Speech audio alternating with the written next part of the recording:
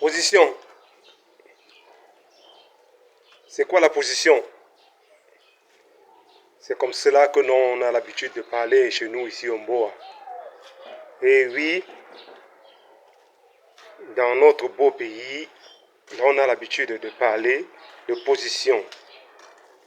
Position, c'est quoi? Quelle est votre position? Quel est votre positionnement? Votre positionnement, c'est quelle est votre situation par rapport à un projet X, un projet Y, par rapport à une sortie prévue entre camarades. Quelle est votre situation actuelle? Que voulez-vous faire? Qu'allez-vous faire? Comment allons-nous vous intégrer dans notre projet? Position, ici chez nous, Mboa, ça veut dire beaucoup de choses. Par exemple, si vous voulez sortir et il est peut-être 18 ou 19 heures et votre parent a limité les sorties à 17 heures, quand votre camarade va vous appeler, il va vous dire quelle est la position, il va vous dire position en un mot, et vous allez lui dire que position à revoir, position délicate.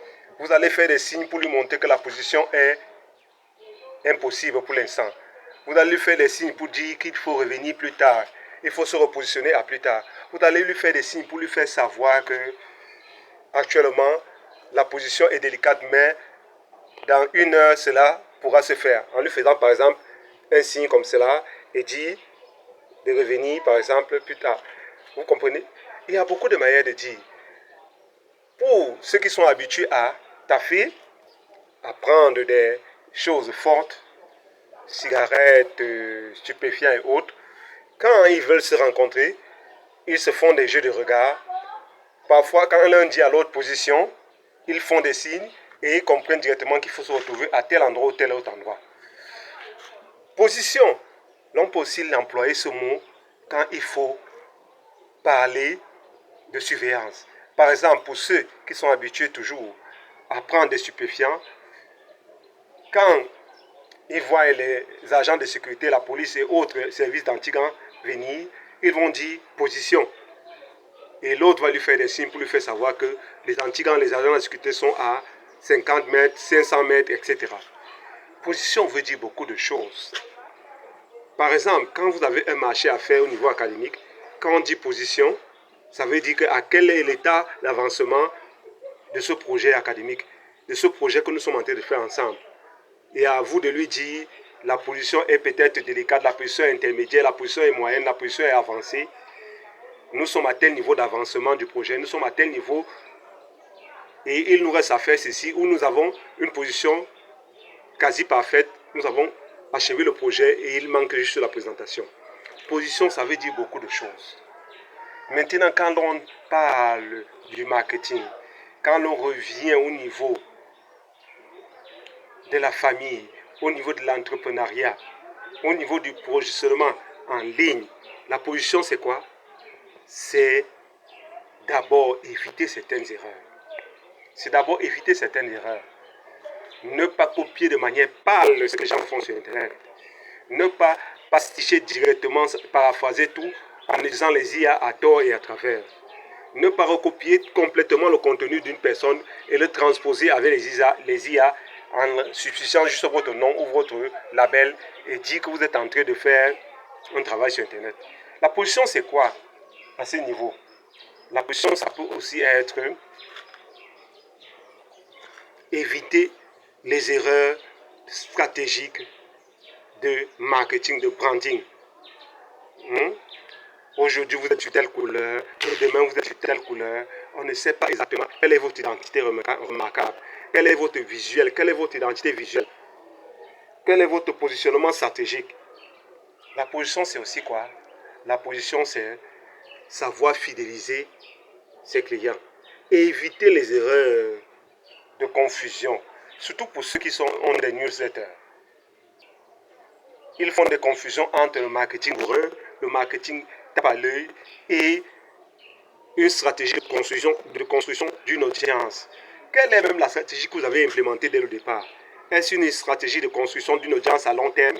Est-ce une stratégie de construction d'une audience à moyen terme? Est-ce simplement une stratégie de branding tape à l'œil pour pouvoir appeler quelques clients et continuer son marketing? Quelle est la stratégie? Pour cela, votre newsletter, votre page vente, votre tunnel de vente, etc., quel que soit, ou votre live direct et autres, vont vous permettre d'avoir une certaine emprise et une certaine interrelation avec vos consommateurs et vos fidèles, vos followers et les fidéliser. Et évitez l'erreur de venir vers eux simplement quand vous voulez leur proposer un produit marketing. Le positionnement, c'est beaucoup de choses. Quelles sont aussi les autres erreurs de positionnement que l'on peut éviter? Quelles sont les positions que l'on peut prendre? Nous allons répéter dans une petite formation. Vous allez taper en lien et vous la verrez. Souscrivez à cette formation et nous allons en 10 modules et plus.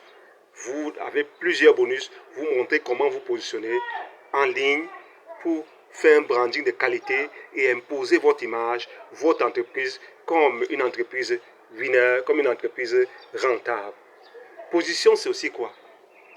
Position, c'est comment savoir se vendre, comment se démarquer, comment être remarquable par rapport à votre marché, comment avoir une identité qui sort du lot, comment créer même ce qu'on appelle une stratégie d'océan bleu pour certains. Vous êtes dans un domaine médical par exemple, le bien-être. Le bien-être est vaste. Le bien-être pour sportifs, le bien-être pour personnes âgées, le bien-être pour personnes de la quarantaine, le bien-être pour le troisième âge, le bien-être pour employés à la retraite, le bien-être pour employés qui approchent la trentaine, le bien-être pour les jeunes, le bien-être pour enfants, etc. Quel est votre positionnement dans ce marché? Quel est votre positionnement dans ce sous-marché, dans ces sous-niches? Le bien-être pour enfants obèses, le bien-être pour enfants autistes, le bien-être pour enfants handicapés, le bien-être pour enfants hyper intelligents, hyper actifs, le bien-être pour très haut potentiel, le bien-être pour enfants tarés, dirais-je, excusez-moi, le bien-être pour enfants normaux, le bien-être pour enfants africains ils sont dans les villages, le bien-être pour enfants européens qui sont dans les campagnes, le bien-être pour enfants asiatiques qui sont dans des milieux urbains, le bien-être exactement pour les enfants des pays d'océan Indien qui sont ancrés dans une culture religieuse, le bien-être pour enfants américains qui sont dans une hyper médiatisée, etc.